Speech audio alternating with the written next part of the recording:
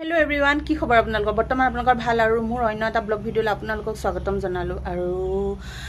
আজি এমাহ পুৰা 12 দিন হৈ গ'ল আমাৰ কাৰণে খুব দুখ লগা বিষয় কাৰণ আমি চাওঁতে যে এমাহ 12 দিন হ'ল কোনো দিনাখন মাত এষাৰ শুনিবলৈ নাপালো সুৰ বেমাৰে পটককে লৈ গুছি গ'ল নিয়টিয়ে কাঢ়ি লৈ গুছি গ'ল আমাৰ ওচৰৰ পৰা গটিকে সকলো অসমবাসীকে কওঁ সকলোৰে যদি প্ৰেছাৰ আছে আপোনালোকে প্ৰেছাৰৰ টেবলেট কন্টিনিউ কৰিব বতৰ বেয়া হলে ঘৰৰ পৰা নোলাব আমাৰ যেনেকুৱা হৈছে আপোনালোকৰ যেহেতু সকলোৰে নহয় সেই কাৰণে মোৰ ফালৰ পৰা ক'বলগীয়া আপোনালোকক কৈছো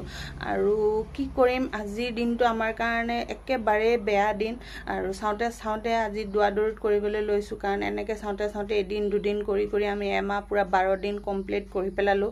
আৰু আজি দুৱা আছিলে ঘৰত তাকে অকমান দেখুৱাম বুলি আপোনালোকক ললো আৰু মনটো খুবে বেয়া সকলোৰে বেয়া আমাৰ পৰিয়ালটো সকলোৰে বেয়া তথাপিতো উপায় নাই কি কৰিম তাকে ভাবিলো অকমান আপোনালোকৰ লগতো শেয়াৰ কৰো মনটো ভাল লাগিব বুলি আপোনালোকে সম্পূৰ্ণ ভিডিঅ'টো স্কিপ নকৰাকে চাব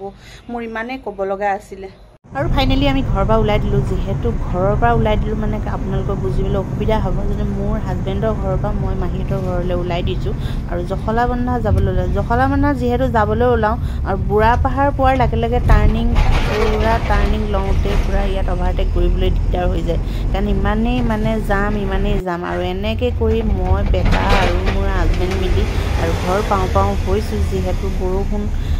বৰষুণ দিয়া নাই এনেকুৱাই